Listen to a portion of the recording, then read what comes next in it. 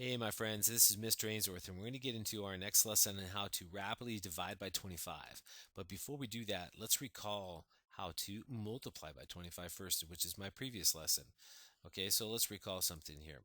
When you, when multiplying, that is, when multiplying by 25, we had two steps, okay? First, we divide by 4, divide by 4, and secondly, all right, we multiply by 100. The reason why is because 25 is the same thing as 100 divided by 4. So we're going to multiply by the numerator and divide by 4. Okay, that's the reason why. Now, if you're going to divide by 25 instead of multiplying, well, you reverse the steps. All right, you reverse it. Okay, so now, okay, when dividing, okay, let's switch it now.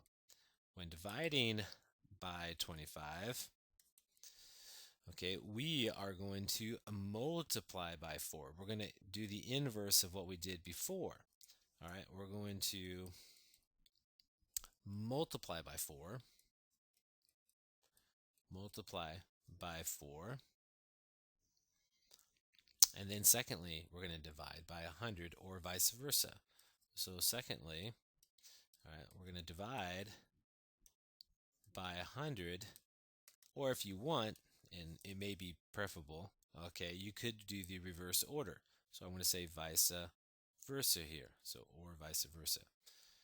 Okay, you can divide by 100 first, then multiply by 4, because the order of these two steps does not matter. Okay, so what we're going to do is go through a bunch of examples like we typically do, and we're going to check with the calculator to make sure you believe me.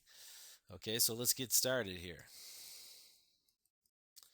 Let's take 80, all right, divided by 25. All right, now it looks difficult, right? But it's really not, okay? So the very first thing we do is we're going to multiply it by 4. All right, and that's 2 by 1. That's easy. So 80 times 4, that's 320. Easy, right? Okay. So what we do is we take 320 and we divide it by 100. And that's easy too because you just shift the decimal. So take 320 divided by 100. You shift the decimal 2 places left. All right. Shift decimal. All right. 2 places left. And you're going to do that every single time. So what do you get? You get 3.20. All right, so 80 divided by 25 can be done in your head because you can multiply by 4 easily, and on this case that is, all right, and then divide by 100. If you want to switch, all right, the order, you can do that too. You can divide that by 100 and you get 0.8, and then you multiply by 4, you get 3.2, you get the same answer. It doesn't really matter. But I want you to check your work as you go because, hey, knowing that you do it right each time is important. So you develop confidence. I didn't type the right number in.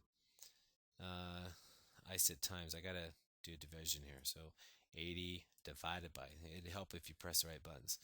All right. And you get 3.2. And that's what I came up with here. All right. So I'm going to multiply by 4 first and then divide by 100. Or if we want to, we can switch these steps too. It really doesn't matter. So let's do a few of these. All right, so let's take I don't know, take 100, 124, let's say, 124 divided by 25. What in the world would that be? Okay, so what we're going to do is we're going to take 124. Oh no, I don't want to start off with a hard example. Let me continue doing something a little bit more basic than that. Okay, so let's take I don't know. Uh, oh, I know. So 400 divided by 25. Okay. All right. So what we want to do is multiply by 4 and then divide by 100, or vice versa. And this is a good example of another one where you might want to. Well, actually, I'll do it two different ways. So let's take 400 times 4, you get 1600. Then you take 1600 and divide it by 100. Wow, you get 16. It's that simple. You check your work, okay? 400 divided by 25, okay? And the reason why it's 16 is because 16 times 25 is 400. 16 quarters equals $4 or 400 pennies. That's the reason why. Now, if you want to do it a different way, if you want to, like I said, the order doesn't matter. If you want to divide by 100 first, that's cool too. So 400 divided by 100, that's 4. All right. And then 4 times 4, well, that's 16. You could do that way. All right. So I'm going to put or here. You could do it either way. You can step it out by dividing by 100 first, then multiplying by 4, or multiply by 4 and divide by 100. It really doesn't matter. You're going to get the same result.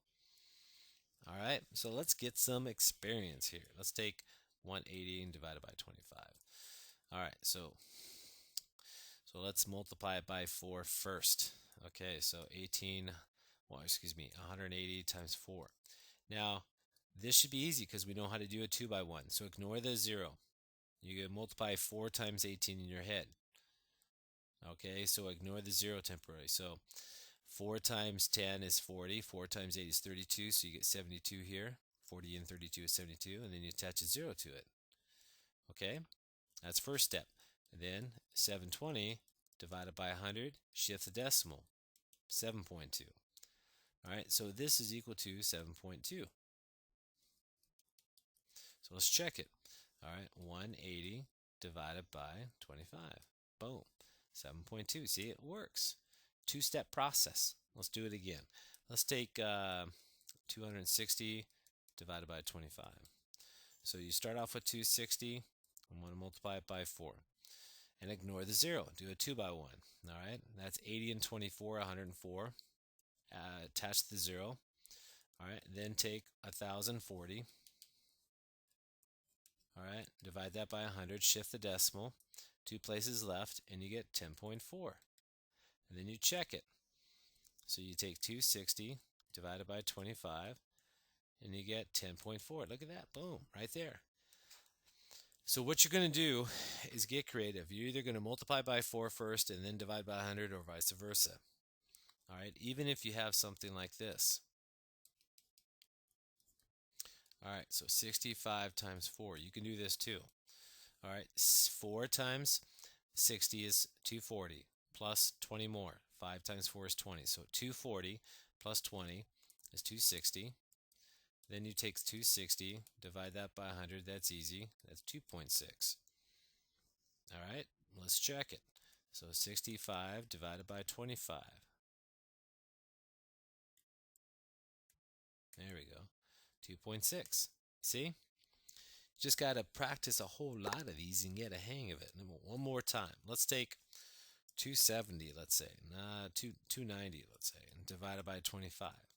All right, so 290 times 4. All right, ignore the 0.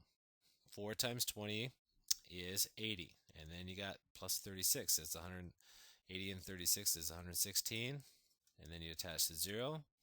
Then you take 1,160, divide that by 100, and you get 1.16. All right, let's check it.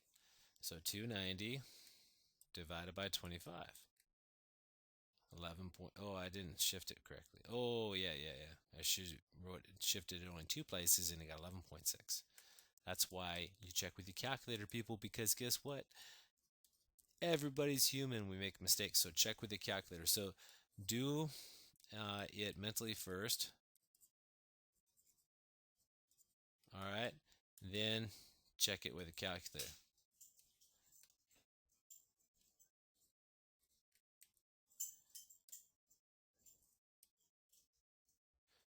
And I will see you in my next lesson. This is Miss Arians. We're signing off.